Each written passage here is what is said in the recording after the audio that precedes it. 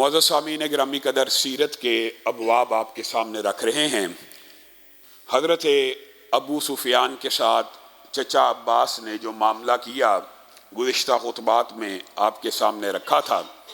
رسول اللہ صلی اللہ علیہ وسلم نے چچا عباس کو کہا حضرت ابو سفیان کے اسلام کو قبول کر لینے کے بعد کہ جب انہوں نے اقرار کیا بے شک اب یہ رسول اللہ کی نبوت ہے اور یہ رسول اللہ صلی اللہ علیہ وسلم کا لشکر اللہ کی تائید اور نصرت سے یہاں تک پہنچا، بغیر مکہ کے کسی بھی جاسوس کو خبر ہوئے، بغیر اچانک رسول اللہ نے جو دعا کی تھی اللہ تعالیٰ ان کے جاسوسوں کو اور کسی خبر دینے والوں کے کان کو خبر نہ پہنچے اور اچانک میں ان کے سروں پہ پہنچ جاؤں، بعین اسی طرح اللہ رب العزت نے آپ کی دعا کو قبول کیا۔ 10,000 چولہوں کو جب جلایا گیا تو اس آگ کو دیکھ کر ابو سفیان اور ان کے دونوں ساتھی اس نتیجے پہ پہنچ گئے کہ اس لشکر کا مقابلہ نہیں ہو سکتا۔ پھر سیدنا ابو سفیان کے قبول اسلام کا سارا واقعہ آپ کے سامنے رکھا تھا۔ اب رسول اللہ صلی اللہ علیہ وسلم نے یہ جو حکمت عملی اپنائی تھی، 10,000 چولہوں کا روشن کرنا، اچانک پہنچنا، اس کے پیچھے غرض و غایت کیا تھی؟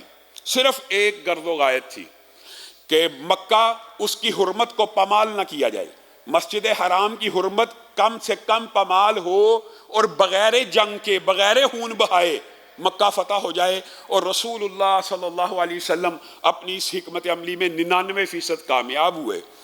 اور چچا عباس کو یہ کہا کہ ابو سفیان کو اس چوٹی کے اوپر کھڑا کر دیا جائے، اور مفسرین کا، مورخین کا اس بات پہ اتفاق ہے، رسول اللہ قضاء کے مقام کی طرف سے آئے اور رسول اللہ صلی اللہ علیہ وسلم نے اپنے لشکر کو 4 حصوں میں بانٹا۔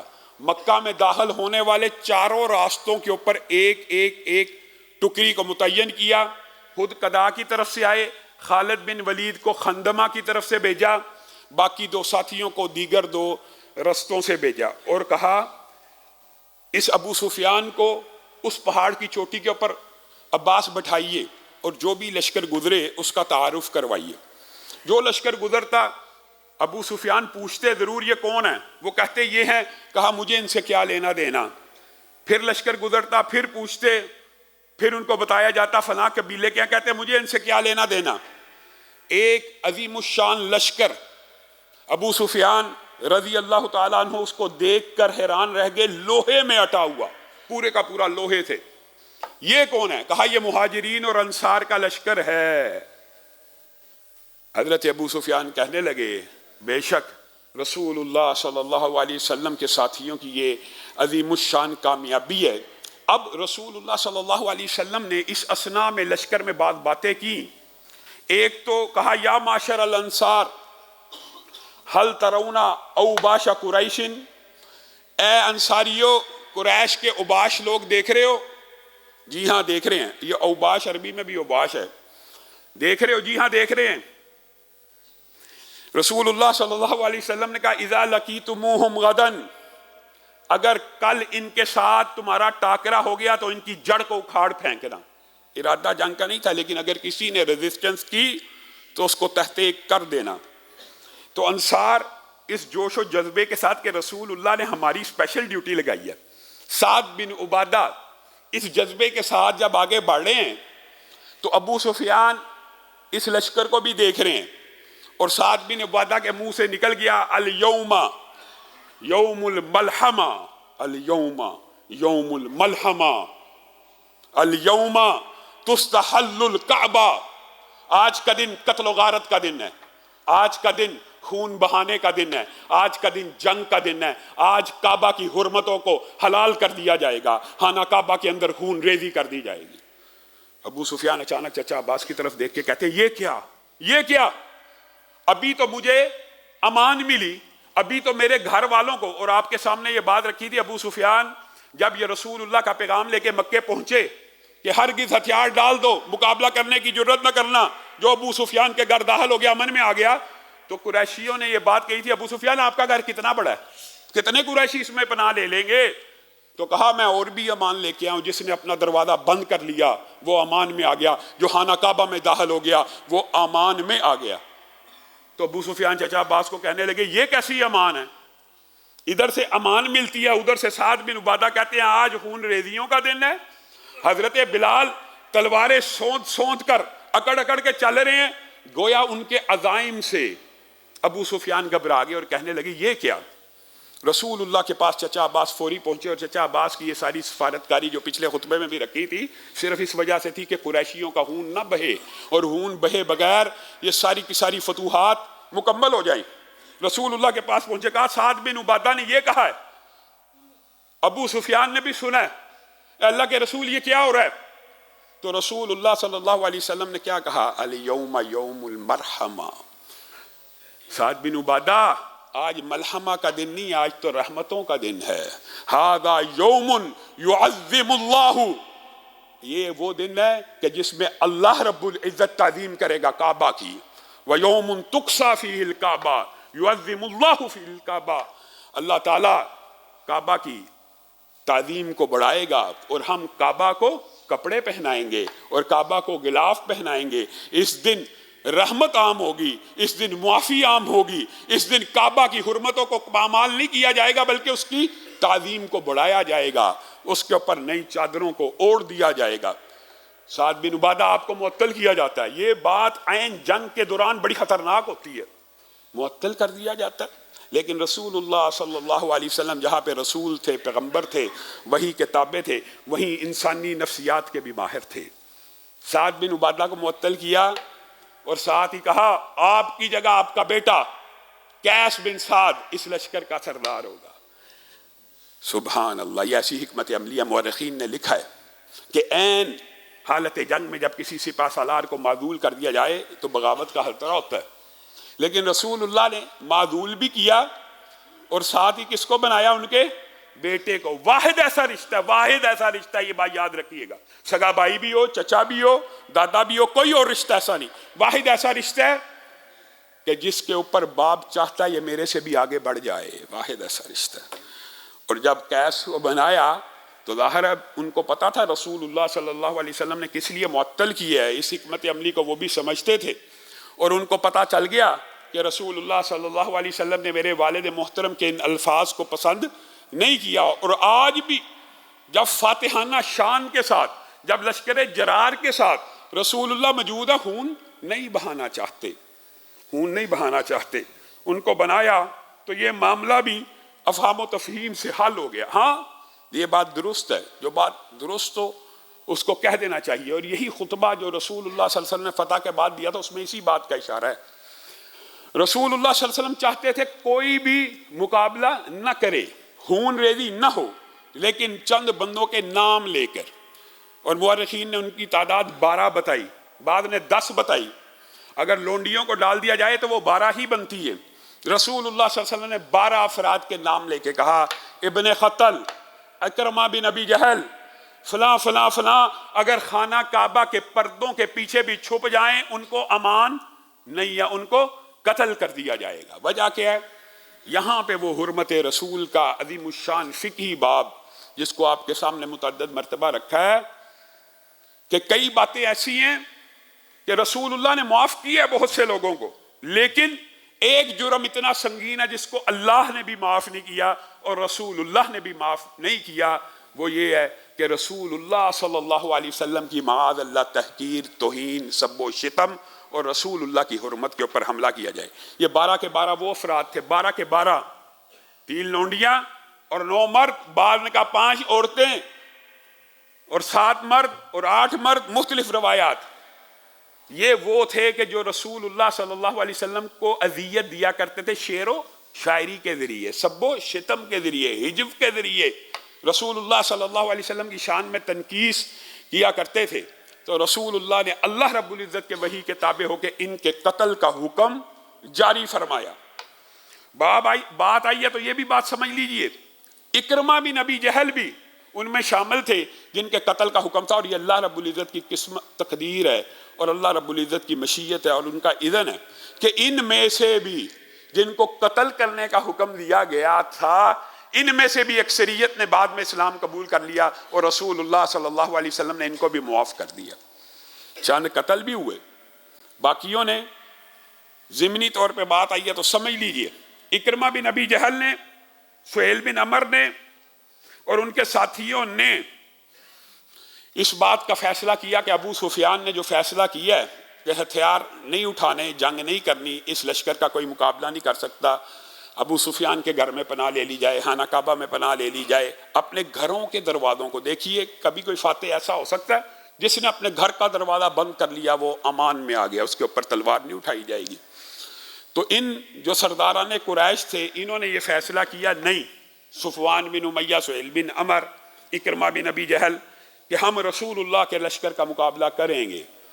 اور ان کی قسمت ایسی، انہوں نے جو انتخاب کیا رستہ روکنے کا کس لشکر کا؟ حضرت خالد ابن ولید کا، جو خندمہ سے رسول اللہ صلی اللہ علیہ وسلم کو جو ذہن میں تھا بعین ویسا ہوا کہ کفار قضا کے مقام سے میرا مقابلہ نہیں کریں گے، کہ اتنا بڑا لشکر تیزی سے نیچے اتر رہا ہے، نیچے سے اوپر چڑھنا بڑا مشکل ہوتا ہے۔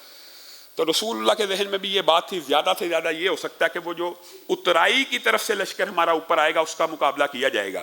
تو رسول اللہ نے وہاں پہ کس کو متعین فرمایا ہوا تھا؟ حضرت خالد ابن ولید کو، اور ان کو حکم دیا تھا جو آئے کاٹ دینا۔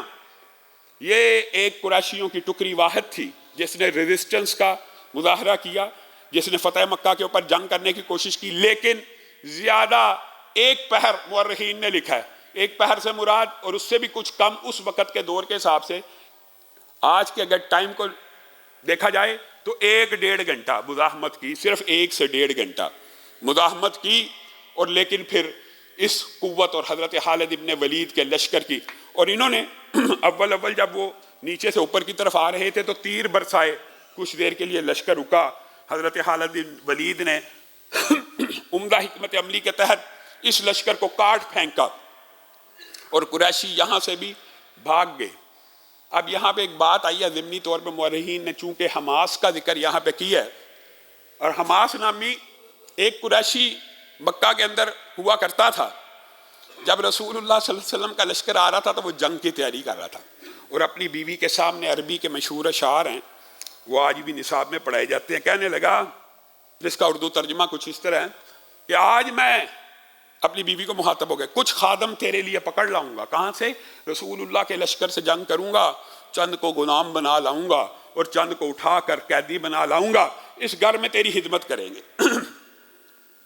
جب حماس اور اکرمہ بن ابی جہل اور سہیل بن عمر کے لشکر کو شکست ہوئی اور بھاگ کے اپنے گھروں کی طرف اور مختلف صحراؤں کی طرف اور دریاؤں اور سمندروں کی طرف بھاگے، حماس تیزی سے اپنے گھر میں داخل ہوا تو بی بی کہنے لگی، ہاں جی آپ نے تو آج خادم لانے تھے، آپ نے تو آج غلام لانے تھے، آپ تو پشت پھیر کے بھاگ آئے ہیں۔ تو عربی کی وہ شعرۂ آفاق نظم جس میں جمجمہ، ہمہمہ، ہندمہ، یہ سارے کے سارے الفاظ شاعری عربی میں ایک ہی نظم میں موجود ہیں، یہ اسی حماس کی ہے۔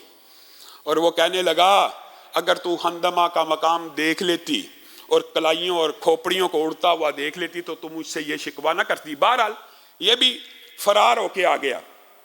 اکرمہ بن ابی جہل یہاں سے فرار ہوئے تو سیدھا جدہ کے ساحل کے اوپر جا پہنچے، دوڑتے دوڑتے دوڑتے دوڑتے جدہ کے ساحل پہ جا پہنچے۔ انشاءاللہ تفصیل سے اس واقعے کو بیان کریں گے، آج ضمنی طور پہ بات آئی ہے تو یہ سن لیجئے۔ اور کشتی کو ہائر کیا کیونکہ ان کو یہ پتہ لگ گیا میرا نام ان 12 افراد کی فہرست میں ہے جن کے قتل کا حکم یہ ہے کہ خانہ کعبہ کے پردے کے ساتھ بھی لڑکیوں قتل کر دیے جائیں گے۔ تو فرار کے علاوہ آپشن کوئی نہیں تھی بچتی۔ نکلے، کشتی کو لیا، طے کیا معاملہ فلاں جگہ اتار دینا، اللہ کا کرنا ایسا ہے، اللہ کی مشیت ہے، اللہ کا اذن ہے۔ کس کا بیٹا؟ ابو جہل کا۔ اور ہدایت دینا کس کے اختیار میں؟ اللہ ہی کے اختیار میں۔ یہ اکرمہ بن ابی جہل اس کشتی پہ سوار ہوئے، کشتی جب کچھ چل پڑی تو طوفان آ گیا، تو کشتی کا سارا عملہ اور سارے کے سارے مسافر جو اکرمہ کے علاوہ کشتی میں سوار تھے، کوئی لات کو پکارنے لگا، کوئی منات کو پکارنے لگا، کوئی عزا کو پکارنے لگا، اے عزا ہمیں بچا لیجئے، اے لات اس سمندر کے اندر ہماری سن لیجئے، اے منات اس سمندر میں ہماری سن لیجئے۔ وہ کشتی کا جو ملاح تھا وہ کہنے لگا کس کو پکارتے ہو؟ یہ سمندر ہے، یہ اندھیرے ہیں، یہ تاریکی ہیں، یہ ویرانے ہیں، یہاں پہ اگر کوئی سنتا ہے تو عرش کا ایک رب سنتا ہے، اس کو پکارو۔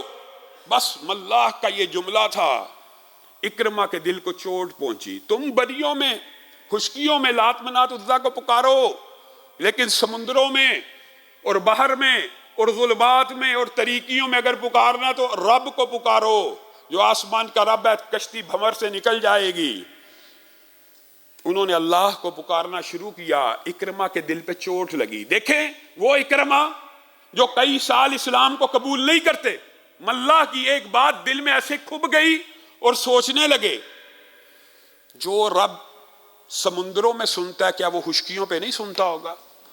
جو رب تریوں میں سنتا ہے، تریکیوں میں سنتا ہے، وہ صحراؤں میں نہیں سنتا ہوگا؟ بس دماغ کی کیفیت ایسی بدلی، دل کی کیفیت ایسی بدلی، اوہ ہو، ساری زندگی اس رب کے خلاف جنگ کرتے رہے جس نے آج سمندر سے ہمیں نکال لینا ہے۔ ہمیں رسول اللہ کی دعوت سمجھ ہی نہیں آئی۔ رسول اللہ بھی تو یہی کہتے تھے کہ خشکیوں میں بھی اس ایک رب کو پکارو جو تمہاری پکاروں کو سنتا ہے۔ آج اگر یہ ملاح کہہ رہا ہے، ملاح کو کہا رک جا، کشتی بھی بھنور سے نکل آئی، کہا واپس جانا ہوگا، کہا یہ کرایہ لیا ہوا سب سے، کہا سب کے پیسے میں دوں گا، واپس مجھے اتار، میں رسول اللہ صلی اللہ علیہ وسلم کے ہاتھ کے اوپر اسلام کو قبول کرنا چاہتا ہوں۔ یہ اکرمہ بن ابی جہل کا ٹرننگ پوائنٹ تھا۔ پھر کیسے وہ رسول اللہ کی بارگاہ میں گئے، یہ انشاءاللہ آئندہ آنے والے خطبات میں اس بات کو بھی رکھیں گے۔ بہرحال اکرمہ یہاں سے بھاگ گئے، وہ لشکر سارے کا سارا مکہ کا فرار ہو گیا۔ رسول اللہ صلی اللہ علیہ وسلم ایک فاتح کی حیثیت سے 10,000 قدوسیوں کے ساتھ مکہ میں داخل ہو رہے ہیں، اور زبان پہ کیا آیت ہے؟ وَقُلْ جَاءَ الْحَقُّ وَذَهَقَ الْبَاطِلُ إِنَّ الْبَاطِلَ كَانَ زَهُوقًا۔ اور مورخین نے لکھا ہے اللہ کی قسم رسول اللہ اس شان سے داخل ہوئے، نہ تکبر تھا، نہ اکڑ تھی، نہ سینہ کشادہ کیا ہوا، نہ سر کو اٹھایا ہوا، بلکہ حالت یہ تھی گردن بھی جھکی ہوئی ہے، سر بھی جھکا ہوا ہے۔ اس حد تک رسول اللہ نے گردن کو جھکایا کہ آپ کی داڑھی مبارک آپ کے سینے کے ساتھ چپک گئی۔ اور جو فاتح ہوتے ہیں جب کسی ملک کے اندر داخل ہوتے ہیں، اپنے گھوڑوں کے اوپر جرنیلوں کو بٹھاتے ہیں اور اکڑ اکڑ کے چلتے ہیں، اور گھوڑوں کی ایک متکبرانہ چال ہوتی ہے جو فتح کے وقت خاص انداز میں چھوٹے چھوٹے قدم اٹھا کر داخل کیا جاتا ہے، ان کو ٹرینڈ کیا جاتا ہے گھوڑوں کو اس کام کے لیے۔ رسول اللہ صلی اللہ علیہ وسلم نے اس وقت کے لیے کس کا انتخاب کیا؟ زید بن حارثہ کے غلام اسامہ بن کے بیٹے اسامہ بن زید کا، ایک غلام کے بیٹے غلام کا انتخاب کیا۔ کس کام کے لیے؟ کہا اسامہ میرے پیچھے بیٹھ جا۔ کس وجہ سے؟ ایک غلام کے بیٹے کو اپنے گھوڑے کے پیچھے بٹھا کر اللہ رب العزت کے سامنے عاجزی کا اظہار کر رہے ہیں کہ آج میرے گھوڑے کے اوپر میرے ساتھ کوئی جرنیل نہیں بیٹھا، طلحہ نہیں بیٹھا، زبیر نہیں بیٹھا، خالد ابن ولید نہیں بیٹھا، بلکہ غلام ابن غلام بیٹھا ہوا ہے، اور میں فاتح بن کے مکہ میں داخل ہو رہا ہوں۔ پیچھے اسامہ کو بٹھایا، خانہ کعبہ کے اندر داخل ہوئے، اسی آیت مبارکہ کی تلاوت کر رہے ہیں اور بتوں کو گراتے چلے جا رہے ہیں۔ حضرت علی کو کہا کہ آپ ذرا بیٹھیے ذرا۔ کچھ بت اوپر لگے ہوئے تھے تو حضرت علی بھی بیٹھ گئے، تو رسول اللہ صلی اللہ علیہ وسلم نے ان کے اوپر اپنے قدم کو رکھا۔ حضرت علی بیان کرتے ہیں اللہ کی قسم میں جو طاقتور تھا، میں جو توانا تھا، اور میری قوت و طاقت کا کوئی مقابلہ نہیں تھا کر سکتا، آج رسول اللہ نے قدم رکھا تو ایسے لگا پہاڑ نے میرے کمر کے اوپر بوجھ کو لاد دیا ہے۔ میں کہنے لگا اللہ کے رسول نہیں کھڑا ہوا جا رہا۔ رسول اللہ نے مجھے کہا کھڑا ہو جا، مجھے اٹھا۔ تو رسول اللہ صلی اللہ علیہ وسلم مسکرانا شروع ہو گئے، اور یقیناً اس دن یہ بار نبوت تھا، اور اس دن یہ وزن ایسا تھا، ورنہ یہ وہی رسول اللہ صلی اللہ علیہ وسلم ہیں۔ اور یہ حضرت ابو بکر کی عظمت کے اوپر بھی دلیل ہے کہ غار سور جیسے پہاڑ کے اوپر کندھوں پہ اٹھا کے حضرت ابو بکر رسول اللہ کو لے کے چڑھے ہیں۔ آج علی رسول اللہ کو اپنے کندھوں پہ کھڑا نہ کر سکے تو رسول اللہ مسکرانا شروع ہو گئے۔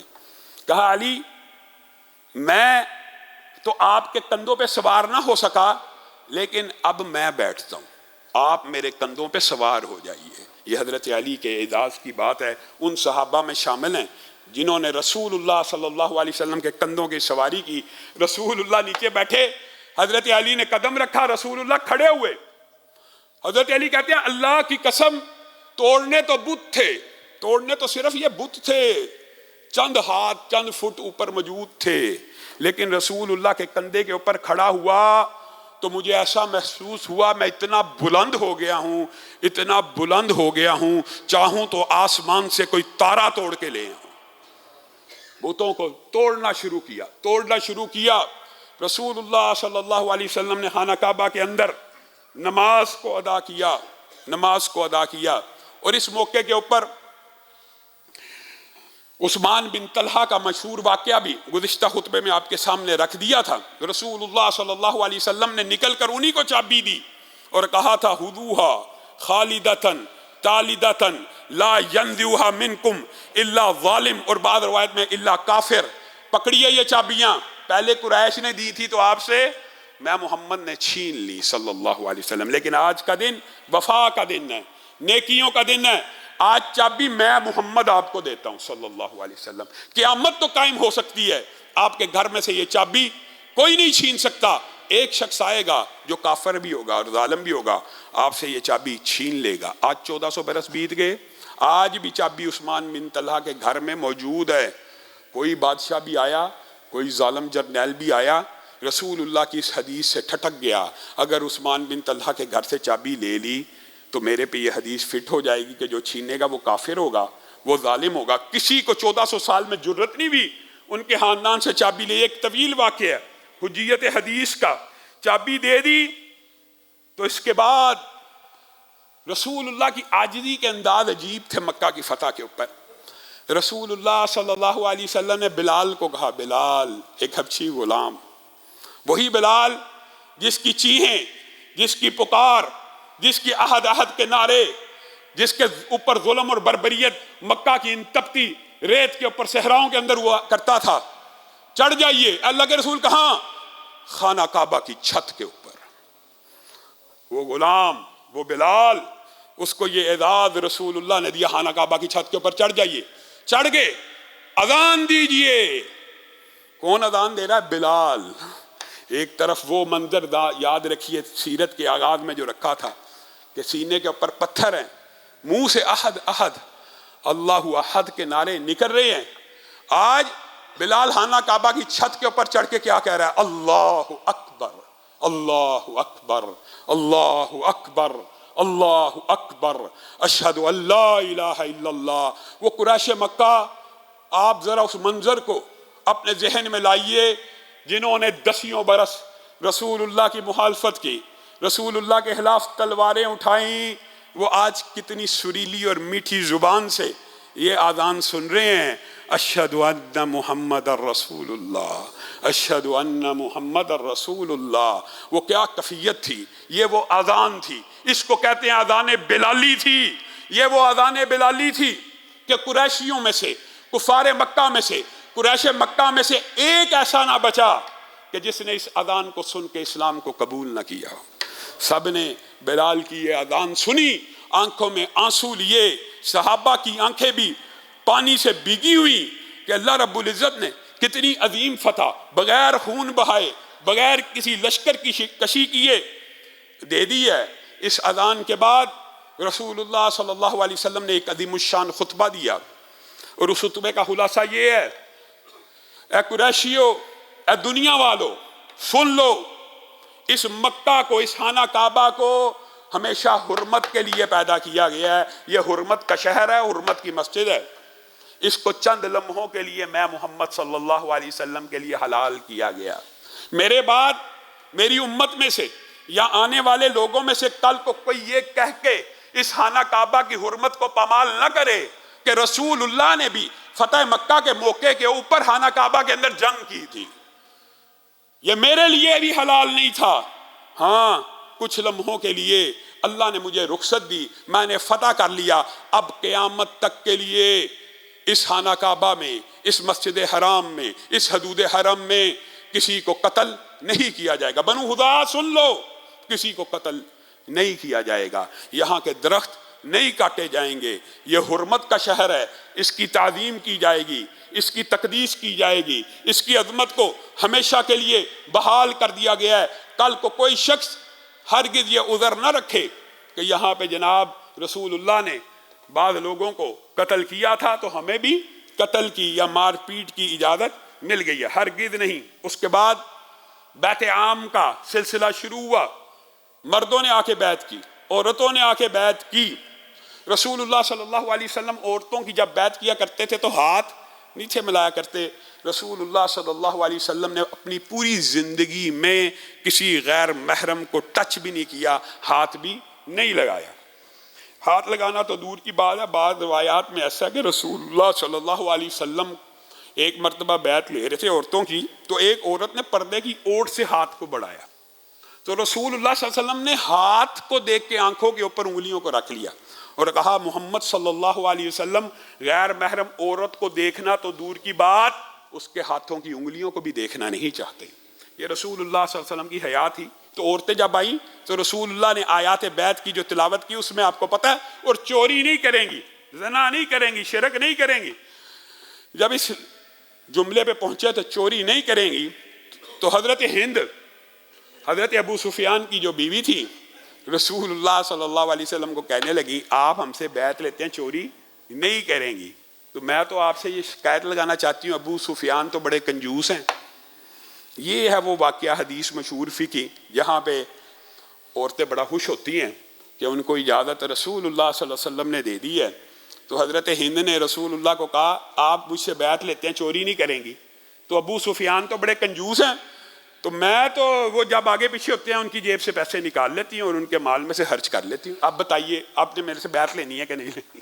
تو رسول اللہ صلی اللہ علیہ وسلم مسکرانا شروع ہو گئے اور کہنے لگے ہند آپ کو نہیں، رہتی دنیا تک قیامت تک کے لیے مفہوم یہ ہے، میری امت کی بیٹیوں اور عورتوں اور بیویوں کو اجازت ہے اگر ان کے خاوند کنجوس ہوں اور ان کا خرچہ نہ اٹھاتے ہوں تو اتنا خرچہ لے سکتی ہیں جس سے ان کی زندگی کی گزر بسر ہو جائے۔ اے ہند آپ کو بھی اجازت ہے کہ آپ اتنے پیسے نکال لیجئے جس سے لگژری نہیں، نیسیسٹی، ضروریات پوری کرنے کے لیے اگر خاوند کی جیب سے پیسے نکال لیے جائیں تو یہ جائز ہے اور درست ہے۔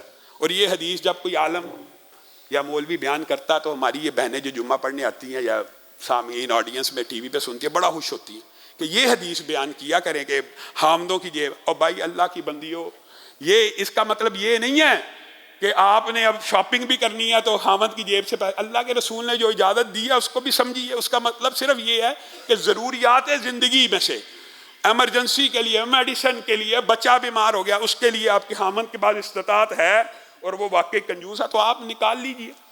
تو اس کے بعد رسول اللہ صلی اللہ علیہ وسلم نے جب آگے کہا زنا نہیں کریں گی تو وہ کہنے لگیں کیا خاندانی عورتیں زنا بھی کیا کرتی ہیں؟ اللہ کے رسول یہ تو خاندانی عورتوں کے، اور پھر وہاں پہ رسول اللہ صلی اللہ علیہ وسلم کا اور ان کا وہ مکالمہ ہوا کہ جس کے اندر مشہور باقی حدیث کی کتابوں میں موجود ہے، اور یہاں پہ رسول اللہ صلی اللہ علیہ وسلم نے پھر حضرت ابو سفیان کو عزت بخشی اور ان کی اکرام کیا تاکہ ان کے دل کے اندر ایمان اور ان کے خاندان کے اندر ایمان راسخ ہو جائے۔ ہم آپ کے مخالف ہوا کرتے تھے، آپ سے زیادہ کوئی ناپسند نہ تھا، لیکن آج اسلام قبول کیا ہے تو اللہ کی قسم آپ سے زیادہ پسندیدہ کوئی نہیں رہا، آپ سے زیادہ محبوب کوئی نہیں رہا۔ تو رسول اللہ کے یہ الفاظ اس موقع کے اوپر ہیں، ٹھیک ہے اگر آپ کے یہ جذبات ہیں تو میں محمد صلی اللہ علیہ وسلم کے بھی یہی جذبات ہیں کہ آپ مجھے آج سب سے زیادہ پسندیدہ ہیں۔ گویا یہ جو باتیں کی جاتی ہیں یہ ڈر کے اسلام قبول کر لیا تھا جی یہ ہوگا، بھائی آپ نے ان کے دلوں کو چیر کے دیکھا، رسول اللہ نے ان سے پسندیدگی کا اظہار کیا، رسول اللہ نے ان کو معاف کر دیا، باہر نکلے لوگوں سے خطاب کیا آپ کیا سمجھتے ہیں میں آج آپ کے ساتھ کیا سلوک کروں گا؟ عزت دار بھائی کے عزت دار بیٹے ہیں، عظیم الشان اخلاق والے بھائی کے عظیم الشان بیٹے ہیں، ہمیں آپ سے اچھے کی امید ہے۔ تو رسول اللہ صلی اللہ علیہ وسلم نے حضرت یوسف کی سنت کو زندہ کرتے ہوئے کہا تھا لا تثریب علیکم اليوم، جس طرح یوسف کے بھائی جب اس کے سامنے آئے تھے اور یوسف نے کہا تھا آج تمہارے اوپر کوئی گرفت نہیں، کوئی مواخذہ نہیں، اللہ تمہیں معاف کرے، بعین وہی الفاظ میں محمد کہتا ہوں صلی اللہ علیہ وسلم لا تثریب علیکم اليوم، آج مکہ کے میرے ساتھیوں، آج مکہ کے اور رہائشیوں، آج قریشیوں جنہوں نے ساری زندگی میرے اوپر تلواروں کو اٹھایا، میرے خلاف جنگوں کو لڑا، جنگ و جدل کی، سازشیں کی، خون کو بہایا، لا تثریب علیکم اليوم، آج تمہارا مواخذہ نہیں کیا جائے گا، آج تمہارے اوپر گرفت نہیں کی جائے گی، آج تمہیں کاٹا اور مارا نہیں جائے گا، بلکہ میں محمد صلی اللہ علیہ وسلم تمہیں معاف کرتا ہوں اور اللہ سے دعا کرتا ہوں اللہ تمہیں معاف کرے۔ اللہ رب العزت جو کہا گیا جو سنا گیا اس کو سمجھنے